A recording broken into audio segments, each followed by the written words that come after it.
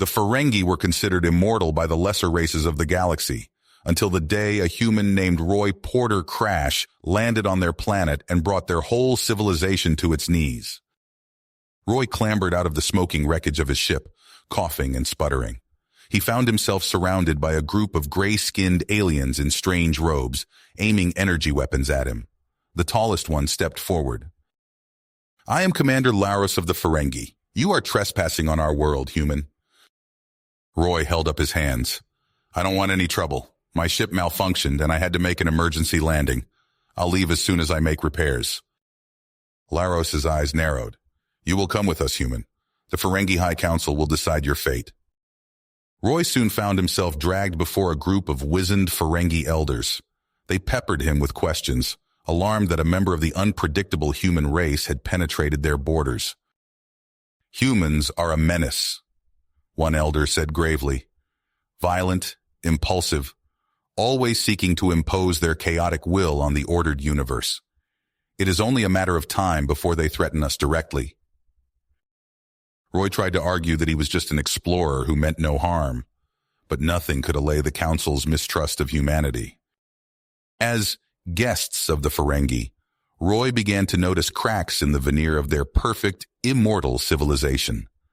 Whispers of a great secret, a hidden truth behind their longevity, of internal strife and ancient conspiracies. Roy knew he had to escape and uncover the truth, or he would rot as a prisoner on this world forever. In a moment of desperation, he broke out of his cell and fled towards the towering archives where the Ferengi guarded their most sensitive secrets. Commander Laros would stop at nothing to bring this dangerous human to heel, for if Roy succeeded in exposing their secret, it could upend Ferengi society and draw his people into a ruinous war with the human race that could unravel the very foundations of their empire. Roy had to succeed in his mission, for the fate of humanity and the Ferengi now rested on his shoulders. In a game of cat and mouse that would span the planet, he would match wits with Laros and navigate a maze of Ferengi politics, secret factions, and hidden agendas to uncover the shocking truth behind their immortality, a truth that could shake the pillars of the galaxy itself. Roy's heart pounded as he raced through the winding corridors of the Ferengi archives, his footsteps echoing off the cold, metallic walls. He could hear the distant shouts of pursuers, Commander Laros's elite troops hot on his trail. But Roy couldn't afford to stop now, not when he was so close to uncovering the truth behind the Ferengi's immortality. He skidded to a halt in front of a massive, ornate door, its surface covered in intricate glyphs and symbols. Roy's eyes widened as he recognized the ancient language from the fragments of texts he had managed to decipher. This was it, the entrance to the chamber holding the secrets he sought. With trembling hands, Roy manipulated the complex locking mechanism, his mind racing as he worked through the layers of puzzles and traps. The door shuddered and groaned, then slowly swung open, revealing a cavernous chamber bathed in an eerie, pulsing light. In the center of the room, atop a raised pedestal, sat a glowing orb. It hummed with energy, its surface swirling with iridescent colors. Roy approached cautiously, his breath catching in his throat. He could feel the raw power emanating from the artifact, a tangible force that seemed to beckon him forward. Just as Roy's fingers brushed the surface of the orb, a sharp voice rang out behind him. "Step away from the artifact, human." Roy spun around to find Commander Laros standing at the entrance of the chamber, flanked by a dozen heavily armed Ferengi soldiers. Laros's eyes blazed with anger and drive, his weapon trained squarely on Roy's chest. "You have no idea what you're dealing with," Laros growled. "That orb is the key to our survival, our very existence. You have no right to it." Roy's mind raced, searching for a way out. He glanced at the orb, then back at Laros. "Your people's immortality is a lie," Roy said firmly. "This orb, this power, it was never meant to be hoarded by one race. It belongs to everyone." Laros's face twisted in rage. "You dare lecture us, human? Your kind would abuse this power, twist it for your own selfish ends. We are the guardians, the protectors, and we will not let you take what is ours." With a roar, Laros opened fire, his soldiers following suit. Roy dove for cover, snatching the orb from its pedestal as energy bolts sizzled past his head. The chamber shook violently, ancient stone cracking and crumbling under the onslaught. Roy hugged the orb to his chest, desperately searching for an escape route. Spotting a narrow passageway, he sprinted towards it, ducking and weaving as the Ferengi troops closed in. The temple shuddered and groaned, chunks of masonry raining down from the ceiling. Roy's lungs burned as he raced through the collapsing halls, narrowly avoiding being crushed by falling debris. Behind him, he could hear Laros's furious shouts, the commander's voice tinged with desperation. Bursting out into the temple courtyard, Roy found himself surrounded by Ferengi soldiers. Laros emerged from the dust and rubble, his face a mask of steadfast perseverance. "It's over, human," he snarled. "Hand over the orb and your death will be quick." Roy's mind raced, his grip tightening on the artifact. In a flash of inspiration, he held the orb aloft, focusing his thoughts on the ancient device. The orb pulsed and thrummed, growing brighter with each passing second. Laros's eyes widened in horror. "No, you fool, you don't know what you're doing." But it was too late. A blinding wave of energy exploded from the orb, washing over the courtyard like a tidal wave. The Ferengi soldiers cried out in confusion and pain, their weapons sparking and sputtering as the strange energy engulfed them. In the chaos, Roy saw his chance. He bolted past the disoriented soldiers, Laros's furious screams echoing behind him as he fled into the alien wilderness. The weight of the orb in his hands was both a comfort and a burden, a reminder of the incredible power and knowledge he now possessed. As Roy raced through the strange, twisted landscape, his mind reeled with the implications of his discovery. The orb was more than just a key to Ferengi immortality. It was a repository of ancient wisdom, a technological marvel beyond anything he had ever imagined. With this knowledge, Roy could change the course of human history, propel his species to new heights of understanding and achievement. But even as hope swelled within him, a creeping sense of dread began to take hold. Back in the Ferengi capital, panic was spreading like wildfire. For the first time in millennia, the ageless Ferengi found themselves faced with the specter of death. Wrinkled skin, failing bodies, the once eternal now withering before their very eyes. In the halls of power, the High Council descended into chaos. Accusations flew, factions formed and dissolved, each grasping for control in a desperate bid to stave off the unthinkable.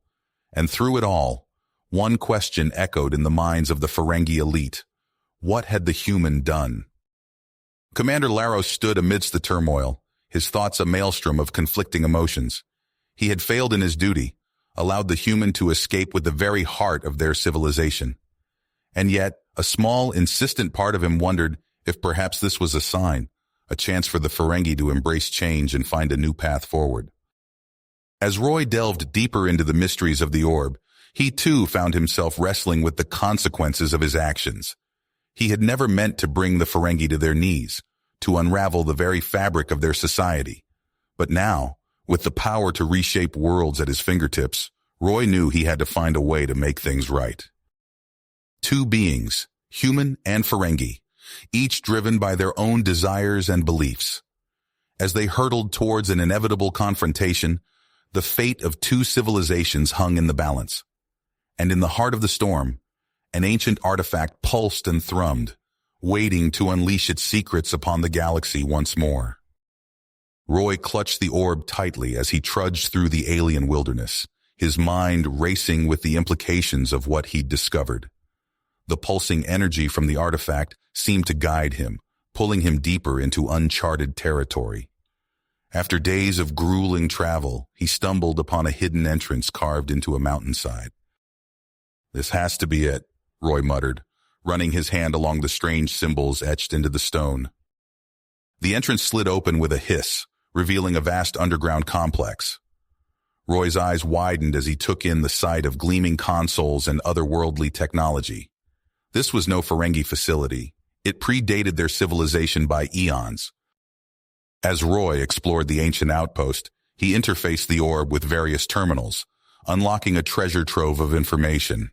His excitement turned to horror as he pieced together the truth. "Oh God, what have I done?"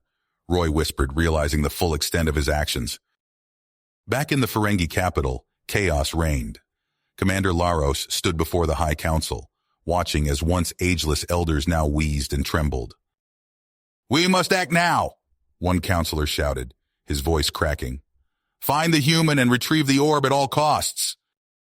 Laros clenched his fists. "I'll lead the mission myself.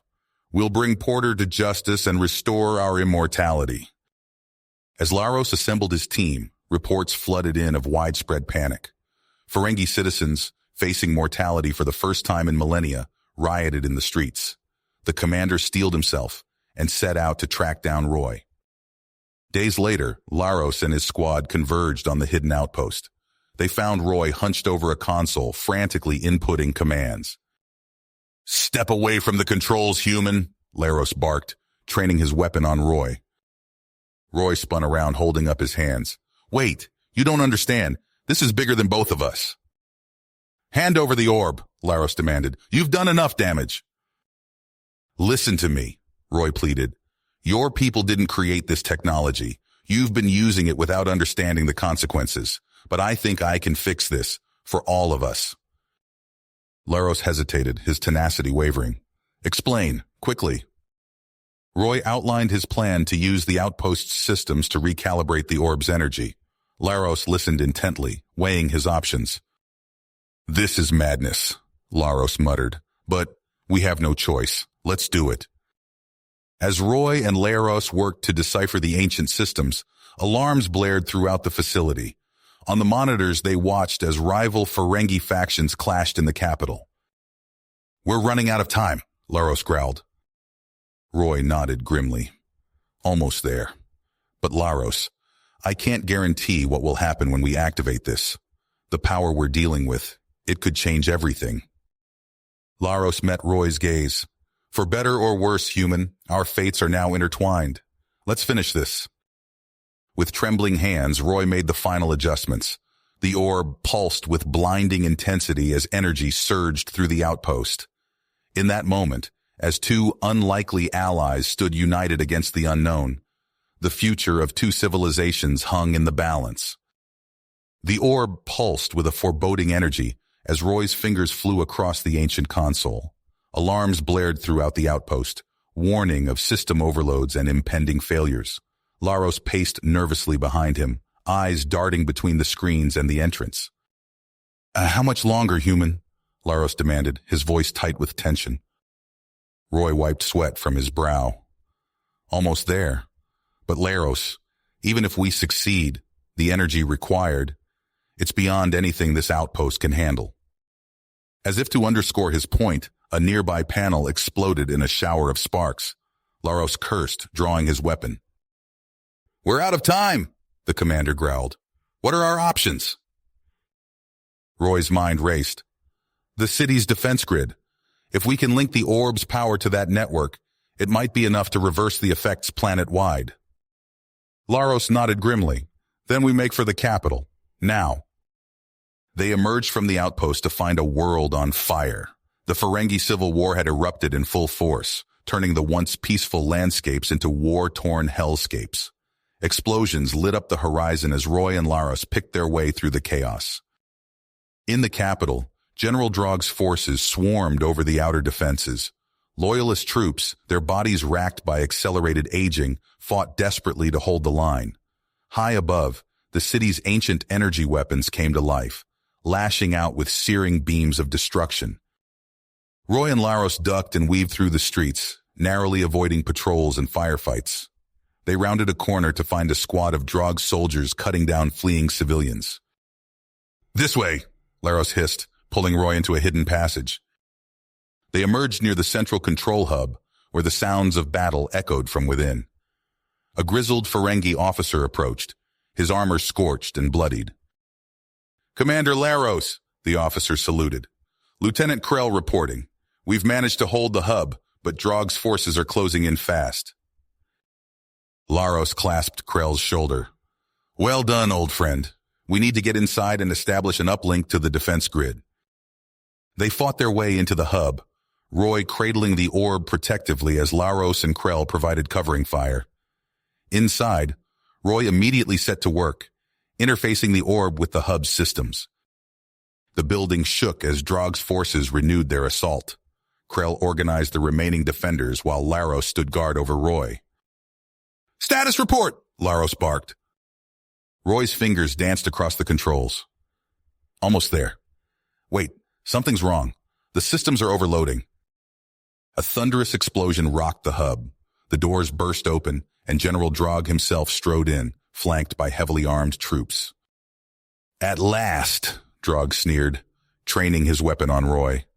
"Hand over the orb, human, and I might let you live long enough to see the new order I'll build." Roy stood his ground, the orb clutched tightly to his chest. "Never. You have no idea what you're dealing with, Drog." Drog's eyes narrowed. "Then you leave me no choice." As Drog's finger tightened on the trigger, Roy slammed his hand down on the console. The orb flared with blinding intensity, and a wave of energy exploded outward. The combatants were thrown to the ground as the surge engulfed the city. Weapons and technology sputtered and died, plunging the battlefield into eerie silence. In the aftermath, Roy and Laros emerged from the rubble. The orb hummed with newfound power, its surface swirling with vibrant colors. "Now, Laros," Roy shouted. Together, they initiated the final sequence. A ripple of energy washed across the planet, bathing every Ferengi in its glow. As the light faded, gasps of wonder and confusion filled the air. The Ferengi found themselves restored to their prime, the ravages of accelerated aging reversed. But something was different. They could feel a new vitality coursing through their bodies, a regenerative power unlike anything they had known before. Roy stared at the orb in amazement, realizing that in saving the Ferengi, they had fundamentally changed them. The age of stagnant immortality was over. A new era of regeneration and growth had begun. The dust settled over the ruined Ferengi capital, an eerie silence blanketing the once bustling streets. Roy coughed, pushing aside a chunk of debris as he crawled from the wreckage of the control hub. The orb pulsed in his hands, its surface swirling with vibrant colors. "Laros!" Roy called out, scanning the destruction for his unlikely ally. A groan answered him. Roy scrambled over twisted metal and crumbling concrete to find the Ferengi commander pinned beneath a fallen support beam. With a grunt of effort, Roy heaved the beam aside, helping Laros to his feet. "By the great treasury!" Laros gasped, his eyes wide as he took in the devastation around them. The silence was shattered by screams of agony. All around them, Ferengi writhed on the ground, their bodies contorting in unnatural ways. Roy watched in horror as an elderly Ferengi's wrinkled skin began to smooth, his hunched form straightening as bones cracked and reformed. "What's happening to them?" Roy whispered. Laros shook his head, his own face contorting in pain. "The orb! It's changing us!" A commotion drew their attention.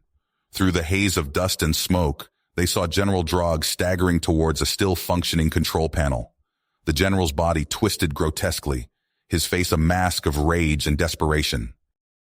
"No!" Drog roared, his voice distorted by the transformation racking his body.